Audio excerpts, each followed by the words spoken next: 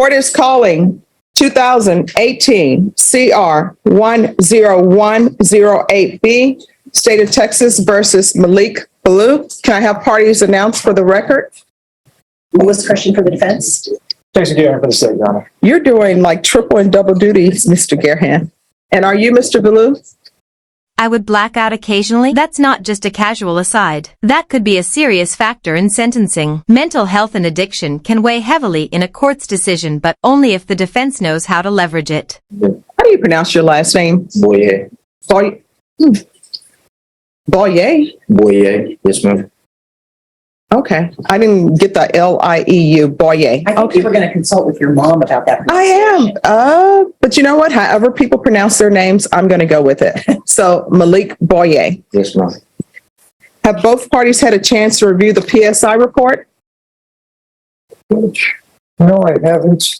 But the state is willing to proceed, Judge. All right. According to the plea bargaining agreement, punishment is to be assessed at 10 years in the prison. The state is opposing his application, and they're taking in consideration 2018 CR 10109A, and there's restitution to Chase Bank and Circle K under 2018 CR 10109A. All right. Are there any witnesses from the state? Not from the state, Your Honor.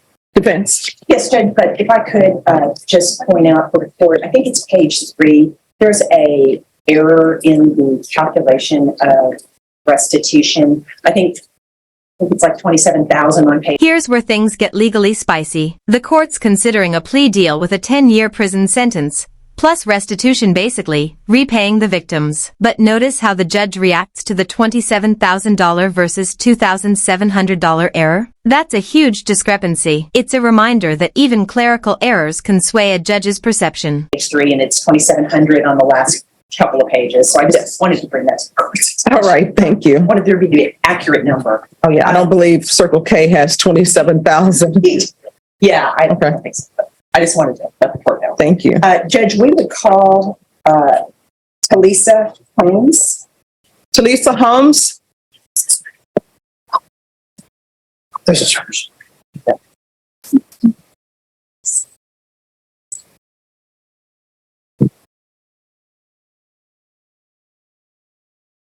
All right. And Mr. Boyer, if you'll step back the way. All right. Could you raise your right hand for me, please? Do you solemnly swear or affirm the testimony you give will be the truth and nothing but the truth, so help you God? Yes, ma'am. All right. You can lower your hand. State your name for the record. Talisa Holmes. All right. You can spell your name, Miss Holmes. That's your full name. Telisa, last name Holmes. And could you tell the court what your relationship is to Mr. Boyer? I'm his mother. And Ms. Holmes, what do you do for a living? I am military retired, Army retired, and so now I work a daiquiri shop. And you're aware of what Malik is charged with, and you are aware of the decision that the court is facing today, which is whether to send him to prison or to put him on some kind of probationary term. Okay. And what would you like to tell the court as to why Malik should receive probation instead of going to prison? Sorry. Okay, take your time. Counsel. Yes, thank you, Judge. You're welcome. You know, as a parent, your kids are your. Take a breath here. Malik's mom is about to deliver an emotional plea. Watch this moment. It's raw, unscripted, and straight from the heart. But will emotion be enough to outweigh Malik's criminal record in the judge's eyes? Life. You do your best, to make right decisions for them so that they can make correct decisions in their life. I'm not saying that they'll always make the correct decision, but I think that to be in incarceration. He'll never get to understand how to adult in life, the responsibilities of being an adult and being somebody that can add to society if he's in incarceration so early in life. He's not gotten in any trouble again.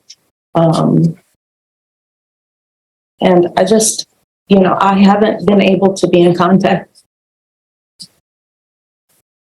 And Ms. Holmes, let me ask you, would he be living with you if he were granted probation? He's even living with me. Right. And are you available and willing to support him in whatever conditions that the court may assess to his probation? Yes, ma'am. Okay, and then that would include him getting to a probation officer and reporting, getting some outpatient mental health treatment, anything like that. Are you willing to help him get where he needs to go and do what he needs to do? Anything that the judge deems as would be helpful for him to stay out of walls where he can't. Yes. And do you feel like you have sufficient control over him in a situation where, in other words, he would abide by your house rules and do what he needs to do? Yes, ma'am. Okay.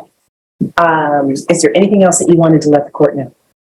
Just, I can only plead as a parent for behalf of my child for the court to do what's in his best interest. And that would be for him to be with his family. It'll help his morale. It'll help our morale. And, he's got a young one also. He's got a baby that he hasn't met. So, things like that help to redirect any negative behaviors from an individual. You can't say the same thing if we were to be apart for longer. And at the time of this offense, when it occurred, he was 17, is that correct? And he's 21 now. And so he's gotten married and had a child in that time? Yes, ma'am. We'll pass it, Mr. Judge. State. May I, Your Honor? Yes. Thank you. Ma'am, was your son living with you during this time of this offense back in 2018? That specific time frame, no, sir. He wasn't? No, sir. And he was only 17 years old? Yes, sir. Why was he not living with you? Because just like any child, he wanted to live independently. Okay, so independently, he went out and committed the robbery. Is that correct? I think that, no. And then when and are you aware that he went to Bell County, was arrested there for 3 different charges in 2022? I have not been in contact, so no, I was not aware. So you haven't been in contact with your son in 2022? 3 years. How many? Years. 3, 4 years. So if he is given either deferred or probation, is he going to live with you? He's going to live with me, yes, sir. But you haven't been in contact with him for how many years? 3 years. Okay, thank you. No further questions. We have nothing further. This just took a turn. She wants him back under her roof, but hasn't spoken to him in 3 years. And then boomway find out she's got a prior felony for hindering apprehension. That's like showing up to ask for mercy with your own rap sheet in hand. Think the judge noticed? Oh, she noticed. Question. Yes, ma'am. When you say that you haven't had contact with him for 3 years, is that you all have not talked on the phone? There have been no letters written. You haven't seen him for 3 years? So I've been writing while he's been incarcerated here. I haven't gotten anything back. But has he been incarcerated for 3 years? Judge, No, there has been a lag when he was charged with this offense, not in custody, and I believe there's a farm forfeiture on file, and then he was rearrested. All right. So I'm trying to figure out, why have you not had any contact with him? I don't think that. So I was going through my own military, issues and things, and I don't think that my son wanted me to be more involved in what he had to go through. No. I'm not talking about the jail instance. I'm not talking about him being charged with this. I'm just talking in general. So is there a reason you haven't had any contact with him? No, I just. All right, just a moment. So the line that's here, there's an inmate right there. So I'm sorry, but you all are going to have to wait because it makes it easier for the deputy. Yes. Yeah, I can't say for, 100% why, but we just haven't been in contact because I also had my own pending felony type of thing going on at the time. All right, what pending felony type of thing? So I had hindering apprehension a long time ago, like 2019. I'm sorry, had what? 2019, hindering apprehension. Apprehension. Okay.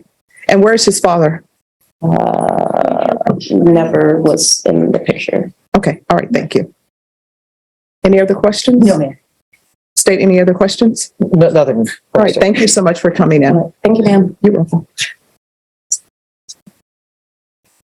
Judge, we would call Antoinette Hollister. All right. Antoinette, do you want to? If you don't want to, it's okay. All right, counsel, if you want to let me know what she would say, if there's no objection from the state. Yeah, so Antoinette is the younger sister of Mr. Boyer, and she actually cut short her vacation plans in California to come back and be supportive of her brother. She's also living in the home. He is a high school graduate. She's working. She would have testified that she would be supporting him along with mom, making sure he makes all his appointments and does whatever he needs to do, giving him the family support and assistance he needs, not only in meeting his probation obligations, but with his new baby as well. All right, thank you. All right, if you all will wait till we finish the hearing to approach, that would be greatly appreciated. All right, any other witnesses? We'll call Mr. Boyer. All right, can you raise your right hand for me? Do you solemnly swear or affirm the testimony you give will be the truth and nothing but the truth, so help you God? All right, you can lower your hand. You're going to need to speak up so the court reporter can hear. State your name for the record. Malik Boyer. And you need to keep it that loud, Malik, okay? So, Malik, you understand that the judge is facing a decision as to whether to put you on probation or send you to prison. You understand that, right? Correct. Okay. And tell the court, if you would please, why you believe you deserve to be on probation. Not that it's any excuse at all, but at the time of the crime, I was a 17-year-old knucklehead and drug addict. These past few years, I've grown to fix my bad habits, and I also haven't caught any new outstanding charges. I also don't have any prior outstanding criminal history. I just really need a second chance at life. I just had my first child, who will be 9 months this month, and I want an opportunity to be there for him and my fiance. Here's Malik's Hail Mary. He's finally speaking for himself, appealing for a second chance. Notice the language: knucklehead, drug addict, first child. He's crafting a redemption arc. The big question, is it authentic or strategic? So if you could find it in your heart to grant me probation, I can promise you 100% that you won't see me again. I just need an opportunity to prove myself. And Malik, you had some mental health issues, correct? Yes, ma'am. Okay. And when you and I were going over the PSI, I told you that the probation department, that if you were granted probation, they were recommending some outpatient treatment, correct? Yes, ma'am.